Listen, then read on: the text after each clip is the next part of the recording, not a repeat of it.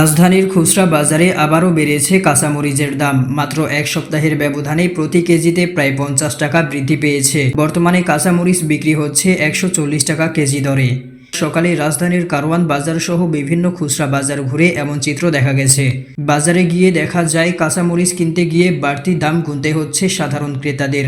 বিক্রেতারা বলছেন পাইকারি বাজার থেকেই বেশি দামে মরিচ কিনতে হচ্ছে, ফলে খুচরা বাজারেও এর প্রভাব পড়েছে। সরবরাহে সামান্য ওঠানামা, বর্ষাকালের প্রতিকূল আবহাওয়া এবং পরিবহন ব্যয় বৃদ্ধি এসব কারণে দাম বেড়েছে বলে দাবি তাদের। ক্রেতাদের অভিযোগ, নিত্য প্রয়োজনীয় পণ্যের মধ্যে কাঁচামরিচ এমন একটি উপকরণ যা প্রতিদিনের রান্নায় অপরিহার্য, তাই এর দাম বাড়লে সরাসরি সংসারের ব্যয়ের ওপর চাপ পড়ে। অনেকেই বলছেন অল্প পরিমাণ কাঁচামরিচ কিনতেও এখন আগের তুলনায় বেশি অর্থ ব্যয় করতে হচ্ছে, যা নিম্ন ও মধ্যবিত্ত পরিবারের জন্য বাড়তি উদ্বেগের কারণ হয়ে দাঁড়িয়েছে। অন্যদিকে ব্যবসায়ীরা জানিয়েছেন দেশের বিভিন্ন উৎপাদন অঞ্চল থেকে বাজারে সরবরাহ স্বাভাবিক হলে এবং আবহাওয়া অনুকূলে থাকলে আগামী কয়েকদিনের মধ্যে দাম কিছুটা কমে আসতে পারে। তবে সরবরাহে বিঘ্ন অব্যাহত থাকলে বর্তমান দাম আরও কিছুদিন বহাল থাকতে পারে বলেও তারা জানান।